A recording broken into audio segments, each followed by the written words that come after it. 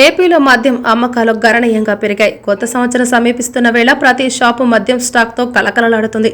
కూటమి అధికారంలోకి వచ్చిన తర్వాత ప్రభుత్వం మద్యం పాలసీని మార్చిన సంగతి తెలిసిందే. అప్పటి వరకు ఉన్న ప్రభుత్వ మద్యం దుకాణాలను రద్దు చేసింది. ప్రైవేటు మద్యం దుకాణాలను ఏర్పాటు చేసింది. రాష్ట్ర వ్యాప్తంగా 3,336 మద్యం దుకాణాలు అందుబాటులోకి వచ్చాయి. వాటిలో పాత ప్రీమియం బ్రాండ్ మద్యం అమ్మకాలు కొనసాగుతున్నాయి. అయితే ప్రధానంగా ₹99 మద్యం బ్రాండ్ల హవా కొనసాగుతుంది. ఇప్పుడు జరుగుతున్న అమ్మకాల్లో సింహభాగం వాటిదే. అయితే తక్కువ ధర మద్యం అమ్మకాలు పెరిగి ఎక్కువ ధర మద్యం అమ్మకాలు స్థిరంగా కొనసాగుతుండటంతో ప్రభుత్వానికి ఆశించిన స్థాయిలో ఆదాయం దక్కడం లేదు. అటు షాపుల యజమానులకు సైతం పెద్దగా లాభాలు రావడం లేదు.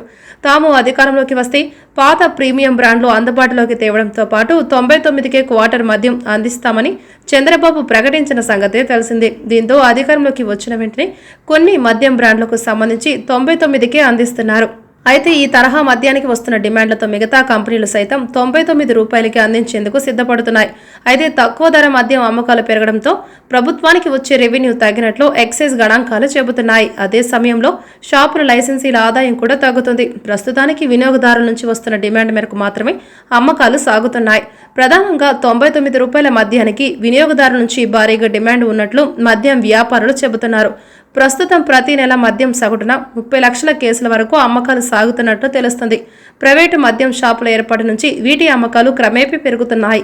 అయితే ఈ 30 లక్షల కేసుల్లో ₹99 మద్యానికి సంబంధించి కేసులు 8 లక్షలు ఉన్నట్లు గణాంకాలు చెబుతున్నాయి. గతంలో చీప్ లిక్కర్ ఉన్న ఈ స్థాయిలో ఎప్పుడూ కనిపించలేదని ఎక్సైజ్ అధికారులు చెబుతున్నారు. దీంతో రానున్న రోజుల్లో ఈ ₹99 మద్యం అమ్మకాలు మరింత పెరిగే అవకాశం ఉంది. అందుకే మరిన్ని మద్యం కంపెనీలు ఈ ₹99 బ్రాండ్లను అందుబాటులోకి తెచ్చేందుకు సిద్ధపడుతున్నాయి.